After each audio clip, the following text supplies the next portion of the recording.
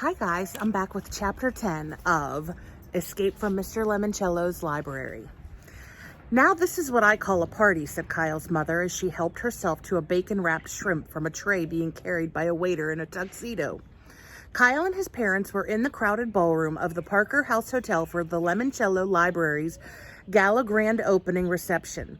The Parker House was located right across the street from the old Gold Leaf Bank building and the cluster of office buildings, craft shops, clothing stores, and restaurants called Old Town.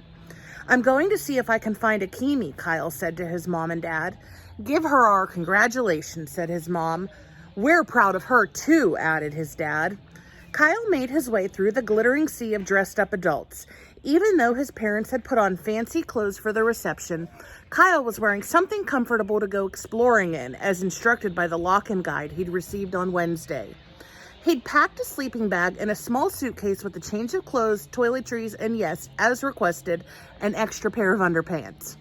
Kyle saw Sierra Russell all alone in a corner near a clump of curtains. It didn't look like her mother had come out to the party with her.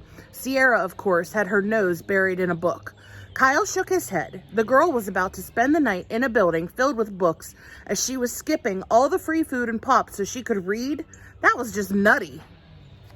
Haley Daly, wearing a sparkly blouse, was posing for a wall of photographers who wanted to snap her picture. Her mother was at the party too. While the cameras were focused on Haley's smile, Mrs. Daly wrapped up a couple of chicken kebabs in a napkin and slipped them inside of her purse. Now, Kyle saw Charles Chillington. Poor guy must not have read the memo about comfortable clothes. He was still wearing his khakis and blazer, just like his dad. Kyle figured the Chillington family must own like 300 pairs of pleated tan pants. Hey, Kyle, Akemi waved at him from near a fake shrub curled to look like a silly straw. Hey, said Kyle. Did you remember to bring your library card? Yep, Kyle pulled it out of his pocket. Huh? Said Akemi. I got different books on the back of mine. One Fish, Two Fish, Red Fish, Blue Fish by Dr. Seuss, and 9 Stories by J.D. Salinger. Guess they're like baseball cards, said Kyle. They're all different. Hey, you guys, Miguel Fernandez, more excited than usual, which was saying something, pushed through the mob to join them. Did you try these puffy cheesy things?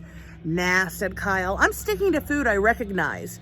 The puffy cheesy things are called fromage tartelettes, said Andrew Peckelman, coming over to join the group. Huh, said Kyle. Good to know. A waiter passed by with a tray loaded down with small boxes of Mr. Lemoncello's anagram cracker cookies. Oh, I love these, said Kyle, taking a box off the platter and opening it. The cookies are all in the shape of letters. You have to see how many words you can spell. Cool, said Miguel, snagging a fistful of cookies out of Kyle's box. Tastes good, too. Yep, said Kyle, but the more you eat, the harder the game gets. Why? Asked Andrew Peckelman. Less letters, said Akemi, snatching 2 B's and a Q and wolfing them down. Barbecued flavored. Kyle spread out the remaining cookies in his palm. UNFEHAV. He grinned as he deciphered an easy anagram. Have fun. Sweet. Ladies and gentlemen, boys and girls, Dr. Zinchenko, dressed in a bright red suit, strode to the center of the ballroom. May I have your attention, please? Mr. Lemoncello will be arriving shortly to say a few words. After that, I will escort the 12 essay contest winners across the street to the library. Therefore, children, might I suggest that you eat up.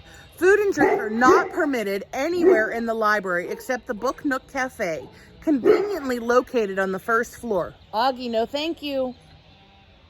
Miguel grabbed a few more puffy cheesy things. When she thought no one was looking, Mrs. Daly shoved a napkin bundle of bacon-wrapped shrimp into her purse. Akemi nibbled a couple of chocolate-dipped pretzel sticks. Aren't you going to grab some more grub? She said to Kyle. No thanks, I only like food I can play with. One last thing, announced Dr. Zinchenko. We, of course, want our winners to have fun tonight. However, I must insist that each of you respect my number 1 rule. Be gentle with each other and with especially the library's books and exhibits. Can you do that for me? Yes, shouted all the winners, except Charles Chillington. He said indubitably. Good thing the library has dictionaries, muttered Akimi. Half the time, it's the only way to figure out what Chillington's saying. Suddenly, all the adults in the ballroom started clapping. Mr. Lemoncello, looking like a beanpole, wearing a tailcoat and a tiny birthday party fireman's hat, strode into the room through a side door. Thank you, he said, stretching the elastic band to raise his kid-sized hat and tipping it toward the crowd. You are too kind. He let go of the hat. It snapped back with a sharp thwack.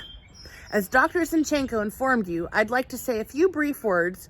Here they are, short, memorandum, and underpants. And let us pause to remember the immortal words of Dr. Seuss.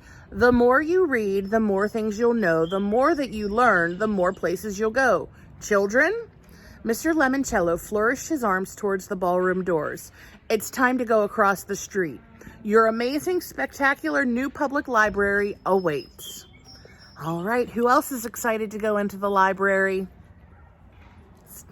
See you back for chapter 11.